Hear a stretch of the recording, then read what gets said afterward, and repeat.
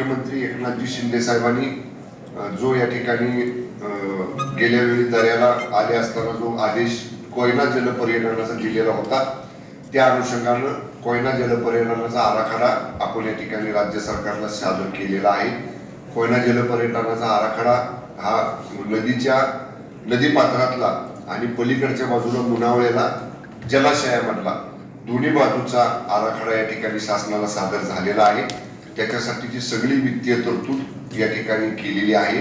काल परवा दिवशी जिल्हाधिकारी, मुख्य कार्यकारी अधिकारी, जिल्हा पोलीस अधीक्षक, महाराष्ट्र पर्यटन विकास महामंडळाचे वरिष्ठ अधिकारी, कोयना जलसंपदा मंडळाचे वरिष्ठ अधिकारी यांनी आम्ही कोयना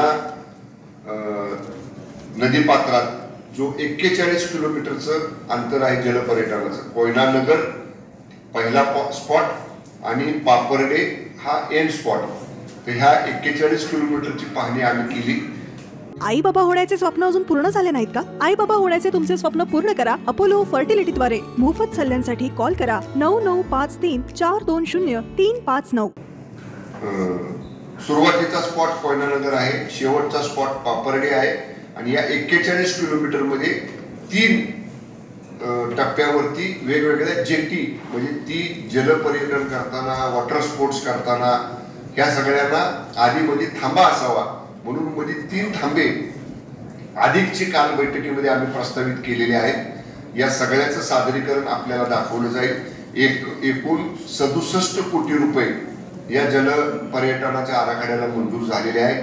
2 दिवसापूर्वी सह्याद्री अतिथीगृहावरती माननीय मुख्यमंत्री महोदयांनी याची बैठक घेतली आणि तात्काळ याचे टेंडर काढण्याचे आदेश दिलेले आहेत।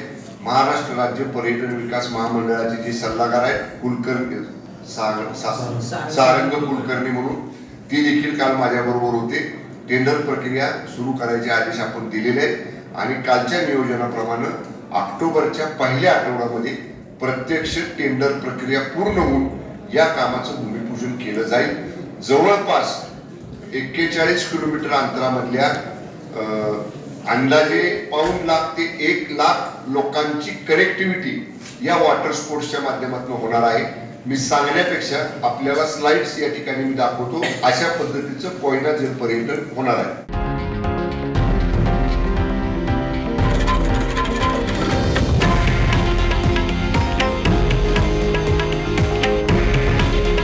हे आहे देशातील नंबर 1 न्यूज नेटवर्क आणि आपण पाहत आहात TV9 मराठी।